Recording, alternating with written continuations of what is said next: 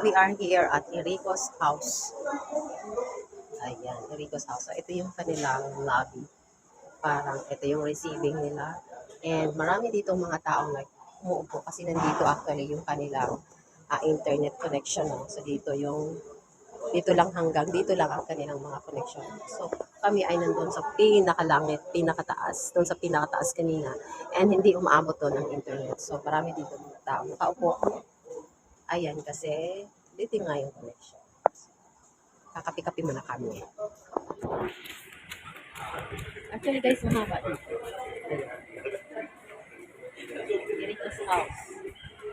Ayan, so Erika's Cafe. And dire-diretso yan, may mga rooms yan. So kung laki dito guys, try nyo pumunta dito, affordable pa.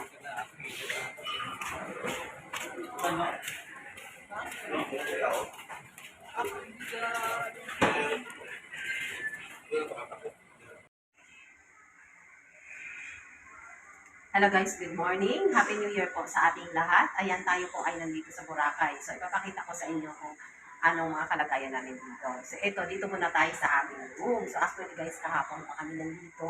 And hindi masyadong magandang ating pakiramdam kasi 5 hours tayong nagbabiyahe. By land kami from Iloilo to Katiklan, that is 5 hours.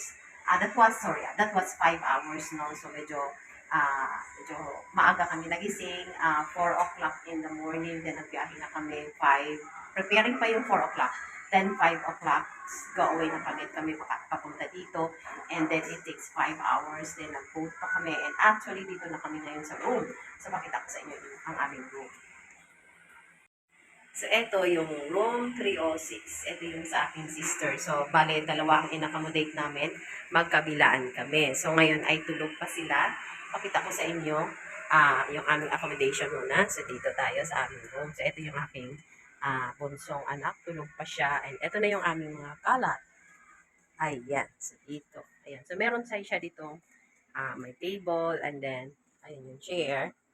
Ayan, meron tayong 2 beds. Ayan, so tinulugan na namin kagabi.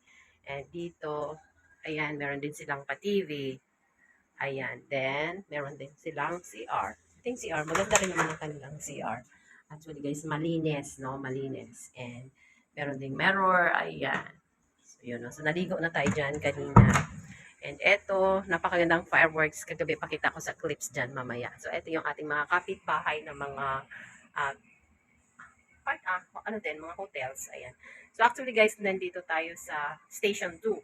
The most busiest part at Boracay yung Station 2. So dito malinis and not so pricey. Medyo affordable ang mga rooms, ang mga hotels, no? Kasi sa Station 1 nandun yung nakabilong yung mga pricey na mga hotels. And dito sa amin, this is only 6,000 pesos accommodated namin for 2 days. Ayan, 2 days tayo nandito. So, kahapon kami nandito at 2 o'clock in the afternoon. And tomorrow, basically at 2 o'clock then ay mag-out na tayo going back to our sari-sari store business.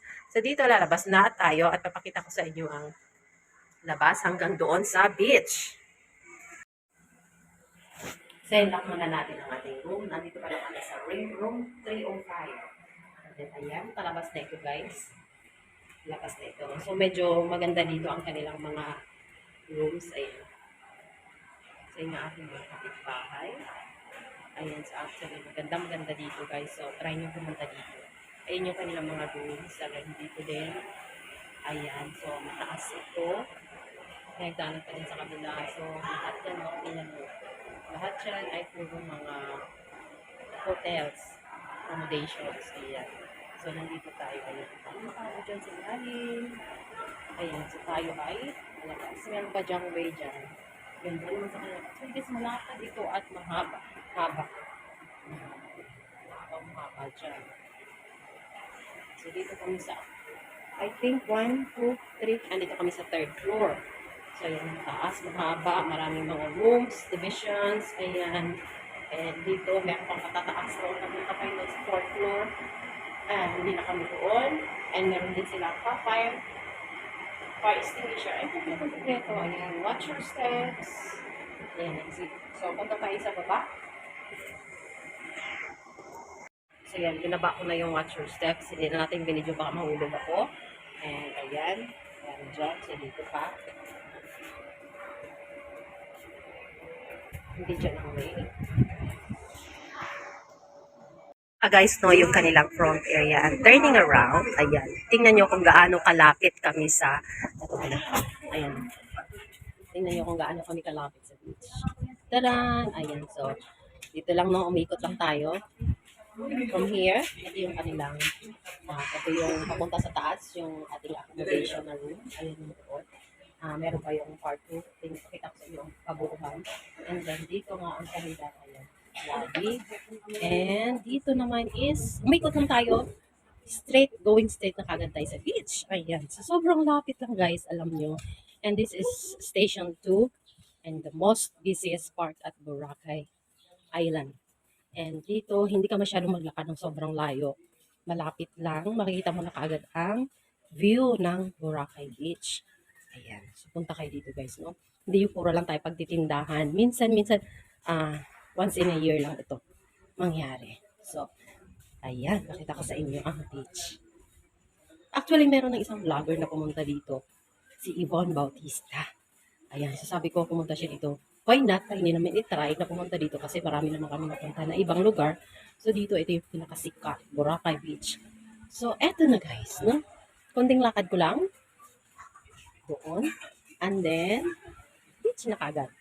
Diba? So, makita na natin dito yung iba't ibang mga nagtitinda. Ayan, so ayan no. Kita nyo si beach na kaagad. Sobrang lapit lang sa in-accommodate namin na Erika's house. No? Front lang talaga. Kung mas, kasabihan nila, kung mas malapit ka sa dagat, medyo mas mahal. So, okay lang naman kasi 3,000 one night, 6,000 2 days accommodation. And then, paglabas mo, ayan na kaagad, dagat na kaagad. Ayan. So, dito papakita ko sa inyo yung mga nandyan sa mga side ko ng mga nandyan. And dito paglabas namin, ayan, meron na kaagad mga nagtitinda.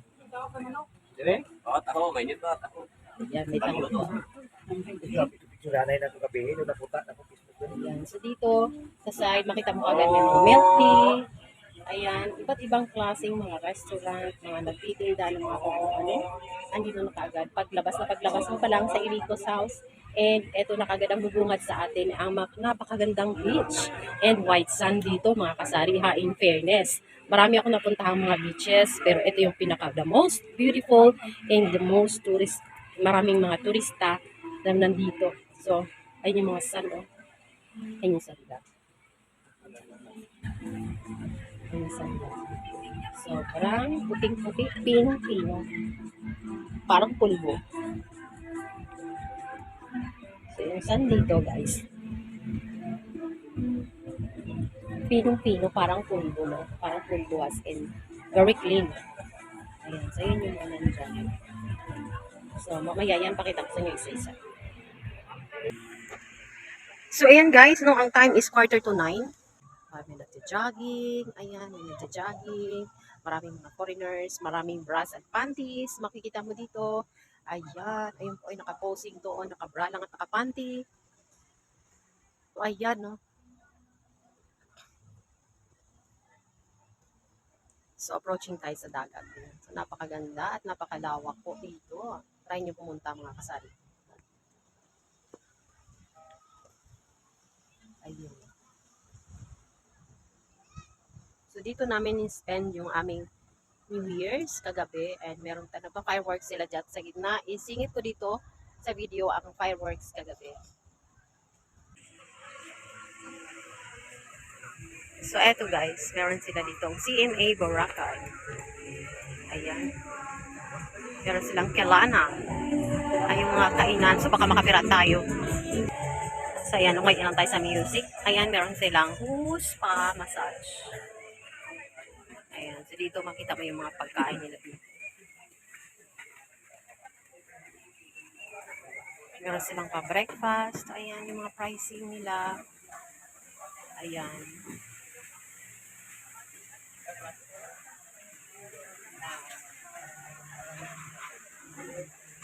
Breakfast. Meron din sila ditong pahalo-halong mango. Diba? Didn't take out. Ayun, ang kanilang halo-halo. Pang family, 800, couple ice, 500. Ayan, so yun yung kanilang mga pricing, mga kasari. Mango ice cup nila, 250. Mango holic, 250. Ayan. And so much more. And dito na area, kumain kami dito kahapon ng breakfast. Dito sa table na yan. Sa Boracay Leisure. Dito tayo. Hindi ko lang nakuhanan, pero diyan kami kumain kahapon at nagbayad kami ng 1,999, almost 2,000 binayaran namin dito. So, ito yung kanila mega promo.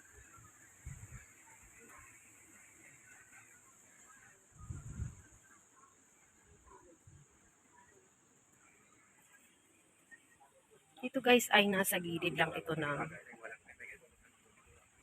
beach, no? So maraming mga businesses dito sa side. Hanggang doon sa pinakadulo. So, iikot muna kita. Ikot muna kayo. And doon sa mga loob, meron din sila dito mga Jollibee, mga McDo, kung ano yung makikita natin sa city, meron din sila mga malalaking hotels and everything. Kompleto dito mga kasari. So, try nyo talaga pumunta dito. Inaaya ko kayo next year. Balik tayo dito, no? So, kung meron lang kayong 10,000 to 15,000 pesos, pwede na kayong mag-travel papunta dito, no? Ayan. Pwede na kayong, yun lang, 15 to 20,000, pwede na kayong mag-beach dito sa Boracay. Kasi syempre maraming mga bilihin dito. Pakita ko sa inyo doon sa labas mamaya, maraming mga souvenirs. Ayan, so, mas maganda, medyo malakas-lakas ang baon natin sa ating bulsa para mabili natin lahat ang kanilang mga souvenirs dito sa Boracay Island.